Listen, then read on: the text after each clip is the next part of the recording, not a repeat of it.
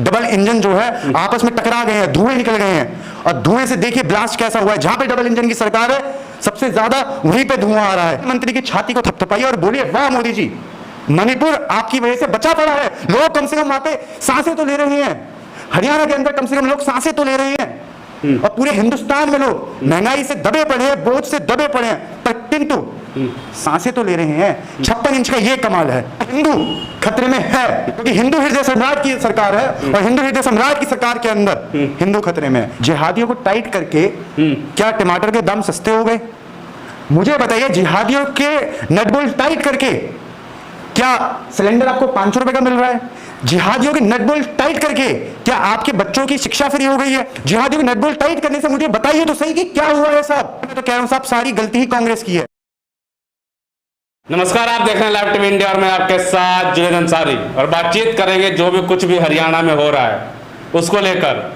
हालांकि सरकार कार्रवाई कर रही है और लोग कह रहे हैं कि बाबा का बुलडोजर, यूपी वाला बुलडोजर जो है अब जो पहुंच चुका है, नू बुलडोजर चले, रुमानों को दोषी बनाकर उस पर जो है बुलडोजर चला दिया गया है और कई लोगों पर एफआईआर दर्ज हुआ है। लेकिन लोग सवाल ये उठा रहे हैं कि एक भी, चाहे विश्व हिंदू परिषद का कार्यकर्ता हो चाहे बजरंग दल का कार्यकर्ता, उनमें से एक को भी जो है ऊपर जो है एफआईआर दर्ज नहीं हुआ है। तो हनुमान भक्त पंडित मोहित गौड़ हमारे साथ है, इनसे बातचीत करेंगे। बहुत बहुत स्वागत है आपके चैनल पे। देखिए, पहले तो बहुत बहुत शुक्रिया और आपके सभी दर्शकों को मेरी तरफ से जय श्री राम, जय भीम जी। क्या कहेंगे, नूह में जो भी हुआ है एफआईआर दर्ज हुई, लेकिन एक भी ना तो बजरंग दल पे हुआ ना विश्व हिंदू परिषद पे हुआ, लेकिन बुलडोजर चला रोहिंग्या मुसलमानों पे। बता रहे हैं कि रोहिंग्या मुसलमान थे। सुनने में आ रहा है चुनाव आ रहे हैं, चुनाव आए हैं इसलिए दंगे हो रहे हैं।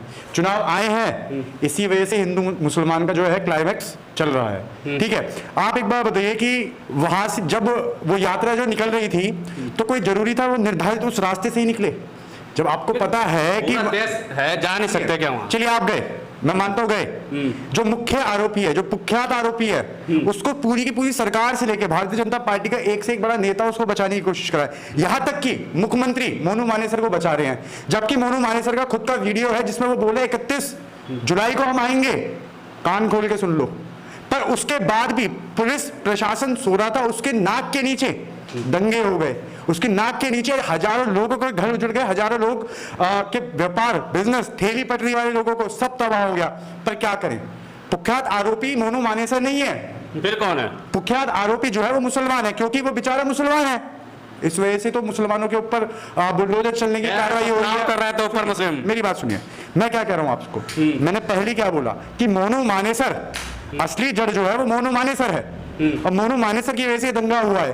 क्यों पुलिस उसे बचाने की कोशिश करी है? क्यों सरकार उसे बचाने की कोशिश करी है? कोई फायदा है क्या उसे बचाने से? बताइए आप। उसका खुद का वीडियो जिसमें उसने 2 मिनट के वीडियो में लोगों को धमकियां तक दे रहा है कि हम आ रहे हैं, तो आप बताइए कि उसकी गिरफ्तारी क्यों नहीं हो रही? लेकिन गृह मंत्री वहां का अनिल विज कह रहे हैं कि वीडियो सोशल मीडिया पर डाल देने से वो दंगाई नहीं हो जाते लोग। अरे खुल के धमकी तो दे रहा है ना वो व्यक्ति, या नहीं दे रहा वो व्यक्ति धमकी?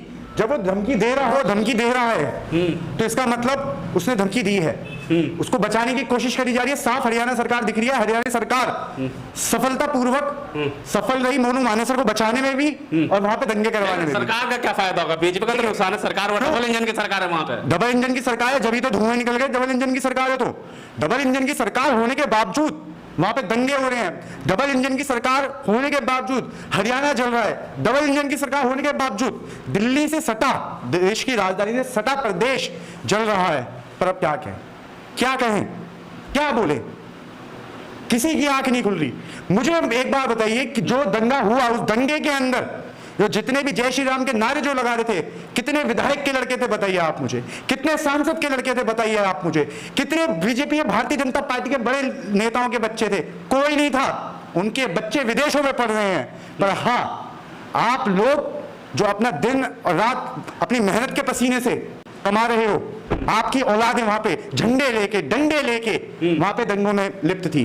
अरे मैं ये कहना चाह रहा हूं कि आप लोगों को भड़काया जा रहा है। आप लोगों को समाज के विपरीत जो एक सामाजिक जो समाज होता है, सभ्य समाज जो होता है, लेकिन उसको बर्बाद करने की कोशिश आपके बच्चों के तहत करी जा रही है। क्यों सुविधा आपके बच्चों के लिए नहीं है?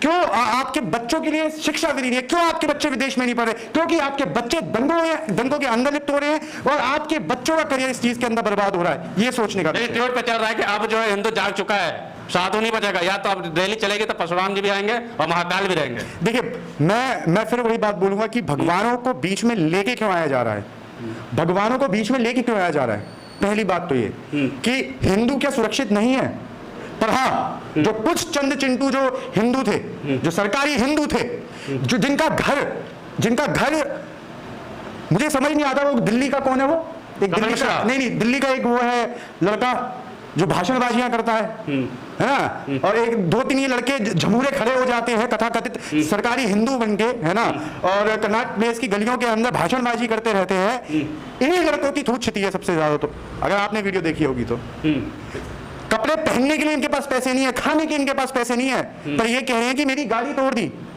मेरी गाड़ी उजड़ गई। अबे भैया, क्या काम हिल्ला करते हो, क्या काम करते हो तुम, क्या काम करते हो, कौन सी नौकरी करते हो तुम? पूरे दिन समाज को तोड़ने की बातें करते हो आप लोग, पूरे दिन आप बदनाम, हिंदुस्तान को बदनाम करने की कोशिश करते हो आप लोग पूरे। बिल्कुल, आप ये सोचिए कि विदेशों में जब ये दंगों के जब बातें बाहर जाती हैं, जब बाहर के लोग इस चीज को देखते हैं, तो हिंदुस्तान का व्यापार और टूरिज्म कम होता है। पर क्या करें, जाहिल अनपढ़ गवार लोग हैं ये लोग सिर्फ सस्ती टीआरपी के लिए, सिर्फ जो बेचारे भोली भाली जो जनता है हमारी, जो हमारे लोग जो पढ़ नहीं पाए किसी कारणवश, उनको भड़काने के लिए, सुनिए, उनको भड़काने के लिए उनके भविष्य के साथ खेलने की कोशिश कर रहे हैं। जी, आपने ये नारा नहीं सुना, देश में रहना योगी मोदी कर रहा है, नहीं तो गोली मार दी जाएगी। ट्रेन में जो हुआ, देखिए, मैं कड़ी निंदा करता हूं उस चीज की। ये जो काम जो हुआ, आप ये देखिए कि इस देश के अंदर भारतीय जनता पार्टी ने इस कदर पेट्रोल का छिड़काव कर दिया है। अब तो तिल्ली छोड़िए, इतनी गर्मी के अंदर बिना तिल्ली लगाए जल रहे हैं लोग, बिना तिल्ली जलाए देश जल रहा है।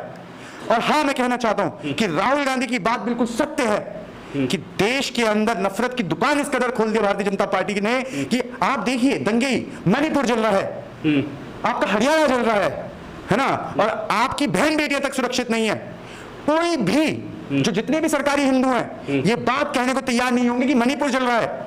उसके अंदर भी नेहरू की गलती देखते हैं। अरे क्या नेहरू प्रधानमंत्री है? अभी बताने की कोशिश की, क्या नेहरू प्रधानमंत्री है? मजबूत प्रधानमंत्री है। मैं एक बात कहना चाहता हूं, तो आप देखिए, सबसे मजबूत 56 इंची प्रधानमंत्री होने के बाद, जिसका 56 इंच का सीना है, उसके मुंह पे एक करारा तमाचा दिया है कि मणिपुर जल रहा है साहब, मणिपुर जल रहा है। गुस्से में देखा प्रधानमंत्री, आपको नहीं दिखा? आप ये देखिए, मणिपुर जल रहा है, बहन बेटियों को नग्न परेड कराई जा रही है।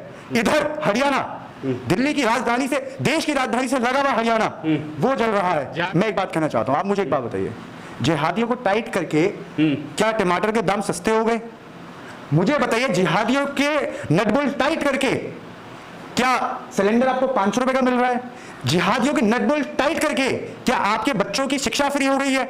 जिहादियों के नट बोल्ट टाइट करके क्या स्वास्थ्य सुविधा जो है वो फ्री में हो गई है? जिहादियों के नट बोल्ट टाइट करने से मुझे बताइए तो सही कि क्या हुआ है साहब, बताने की कोशिश करिए। आप कह रहे हैं कि नहीं, आप बताने की कोशिश करिए। क्या देश की स्वतंत्रता में जितना हाथ सनातनियों का, उतना ही हाथ मुसलमानों का भी है। देखिए, देश को तोड़ने की बात ना करिए। और आप जैसे लोग जो सभ्य समाज से आते हैं, और आप जैसे बुद्धिजीवी पत्रकार लोग जब ये बात करते हैं कि जिहादियों में नटबोल्ट टाइट करते, तो मुझे आशंका होती है कि कहीं ना कहीं आप लोग कमीशन और घूसखोरी लेते हो। मैं थोड़ी लोग कह रहा हूं वहां पे, आपको कमीशन मिली है। चलो ठीक है, कहा कि मोनू मानेश्वर इसमें कहीं ना कहीं कथित रूप से आरोपी है, लेकिन जो एफआईआर दर्ज होती है 50 लोगों पे, एक भी बजरंग दल का आदमी नहीं, एक भी विश्व हिंदू परिषद का आदमी नहीं। देखिए, मैं आपको दिखाना चाहूंगा, इसने हरियाणा के नूह को ये तौर पर हिंदुस्तान नफरत की की आग रिपोर्ट में है झोंक ना, दिया। बताया जा रहा है कि मोनू मानेसर ने चैनल एक की दिन पहले रिपोर्ट ही है, मोनू मानेसर की वीडियो है ये, है ना, और मानेसर खुद बोल रहा है कि 31 जुलाई को हम आएंगे। तो इसका जिम्मेदार कौन है? कोई जिहादी है, कोई मुसलमान है क्या? बता दीजिए इसका आरोपी कौन है। और अगर यहीं पर मोनू मानेसर की जगह अगर कोई अय्यब और तैयब होता ना, और वो ये बात कह देता, तो अब तक बुलडोजर छोड़िए, मैं क्या कह रहा हूं, अब तक आप सारी बातें छोड़िए। ये जो इल्ली का दीपक, बिल्ली के फूफा, जो कर्नाटक प्लेस की गलियों में खड़े होकर सांप्रदायिक दंगों की कोशिश कराने की जो साजिश जो ये रचना चाहते थे काफी समय से, वो उनकी कोशिशें कामयाब अभी भी हो गई। और हाँ, उस टाइम पे अब तो गालियां इन लोगों को पड़ रही हैं। अगर उस टाइम पे अय्यब या तैयब ये बात बोल देता ना, तो तालियां बजा रहे होते कि खुशी की बात है, देखो हमने तो पेट्रोल छिड़का था, आग तो खुद ही लग गई है वहां पे। मैं ये कहना चाहता हूँ, कह रहे हैं तिलक लगा रहे हैं, ये भगवा जो ओढ़ है ना, इनको मजबूती दे रहे हैं लोग, नहीं तो ओढ़ नहीं पाते आप। देखिए, मेरी बात सुनिए, हिंदुस्तान का इतिहास उठा के देख लीजिए। हिंदू ना कभी मुगल राज में खतरे में था, ना हिंदू कभी अंग्रेजों के राज में खतरे में था। पर हाँ, हिंदू खतरे में है, मैं मान रहा हूं हिंदू खतरे में है साहब, आपकी बात जायज मान ली। क्योंकि हिंदू हृदय सम्राट की सरकार है और हिंदू हृदय सम्राट की सरकार के अंदर हिंदू खतरे में है, जिसका राष्ट्रपति आपका हिंदू, जिस देश का आपका प्रधानमंत्री हिंदू हृदय सम्राट श्रीमान नरेंद्र मोदी जी हो, जिस देश का गृह मंत्री हिंदू हृदय सम्राट आपका अमित शाह जी हो, और जिस प्रदेश के मुख्यमंत्री आपका खट्टर या खट्टर, हाँ खट्टर है ना, खट्टर हो, जिस प्रदेश का मुख्यमंत्री BS मणिपुर है ना, और जिस प्रदेश का मुख्यमंत्री है ना आपका योगी हो, तो आप मुझे बताइए मुसलमान कहाँ बैठा है? मुसलमान कहाँ बैठा है? कौन सी सरकारी पदों पे बैठा है? मुझे बता दीजिए। पत्थर मार रहा है ना मुसलमान, कहाँ बैठा है आप बताइए। आवाज बना दी पर बन गया। सुनिए, मोनू मानेसर ने कुछ समय पहले एक कथाकथित अपने आप को गौरक्षक बनता है, उसकी आड़ में नासिर और जुनैद की हत्या कर दी उसने। राजस्थान सरकार ने गाड़ी के अंदर जला दिया गया दिन दिहाड़े उन लोगों को। वहीं पे अब आज जब आग फैली थी तो क्यों उसने लड़के ने भाषण अपना वीडियो बना के सोशल मीडिया पे डाला? तो ये सारा का सारा प्री प्लान खेल है और ये सारे की सारी जो चीजें हैं, ये सारी जो चीजें हैं, अरे मैं तो कह रहा हूँ साहब सारी गलती ही कांग्रेस की है। देश का प्रधानमंत्री राहुल गांधी है ना, और देश के गृह मंत्री, सुनिए मैं बोल रहा हूँ मणिपुर जलने में कांग्रेस की गलती है, आपका हरियाणा जलने में कांग्रेस की गलती है, ये महंगाई जो है ये भी कांग्रेस की गलती है।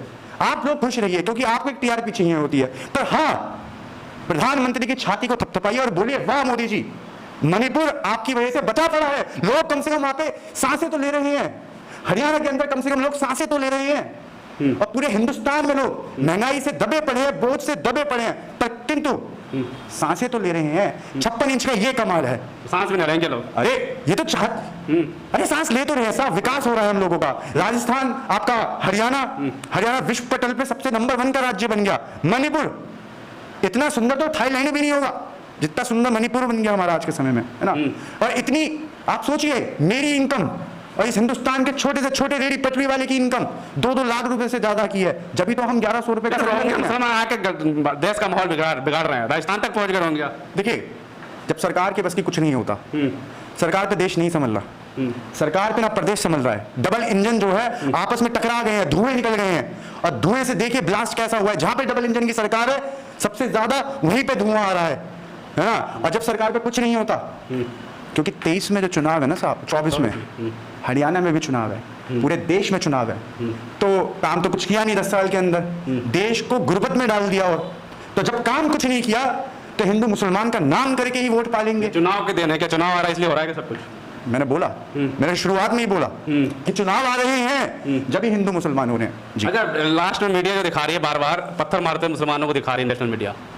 साहब एक बात बताइए, जब मैं किसी के थप्पड़ मारूंगा तो अपने बचाव में कुछ ना कुछ करेगा, है ना। तो जब आप जाके किसी के मस्जिद के बाहर जाके खड़े होके जय श्री राम के नारे लगाओगे, वहां पे जाके मौलाना को मारोगे, मारपीट करोगे, तो आप क्या फल पाना चाहोगे? यही फल मिलेगा आपको, है ना। जब आप चाहते हो कि आपके धर्म का सम्मान हो तो आपको दूसरे के धर्म का भी सम्मान करना पड़ेगा। जी तो क्या मीडिया का इस नफरत में मीडिया का भी हाथ है क्या? देखिए मैं एक चीज बोलना चाहूंगा कि आप ये चीज सोचने की कोशिश करिए कि पूरा मणिपुर जल गया पर मीडिया ने रिपोर्टें नहीं चलाई, मीडिया ने खबरें नहीं चलाई, पर हाँ जब आज टीआरपी की बात है, जब आज बात है मोदी सरकार को बचाने की, जब आज बात है खट्टर को बचाने की, तो पूरे दिन हरियाणा चल रहा है, क्योंकि हिंदू मुसलमान का इस कदर का मसाला मिल रहा है जिससे पूरे आनंद में पूरा हिंदुस्तान आनंद में है। जी चलिए बिल्कुल, बहुत बहुत शुक्रिया। बिल्कुल बातचीत करी, आपने देखा कि जो कुछ भी वो हरियाणा में आरोप लग रहे हैं मोनू मानेसर पे, और राजस्थान सरकार और जो हरियाणा सरकार आपस में जो है ट्यूट खेल रहे हैं कि आप आगे गिरफ्तार करिए, तो बल्कि हरियाणा सरकार कह रही है कि आप आगे गिरफ्तार करिए, हम मदद करेंगे, और राजस्थान सरकार कह रही है कि आपने तो एफआईआर हमारे पुलिस पे कर दिया। लेकिन सवाल ये उठता है कि आखिर दोषियों को सजा मिलेगी या नहीं मिलेगी। किसी ने जरूर कहा था कि कहीं हिंसा हो रहा है या कहीं हिंदू मुस्लिम की बात हो रही है, पता करो आप कहीं चुनाव करीब तो नहीं है। यही लोग कह रहे हैं कि चुनाव करीब है 24 का और सरकार के पास कहने के लिए कुछ भी नहीं है, तो फिर से जो है हिंदू मुस्लिम जो है एक बड़ा मुद्दा बनाकर पेश किया जा रहा है। लेकिन देखने वाली बात ये होगी कि जिनके घर जले, उन गरीबों जिनकी हत्या हुई, क्या उनको इंसाफ मिलेगा या नहीं मिलेगा, ये तो आने वाला वक्त ही बताएगा। तब तक के लिए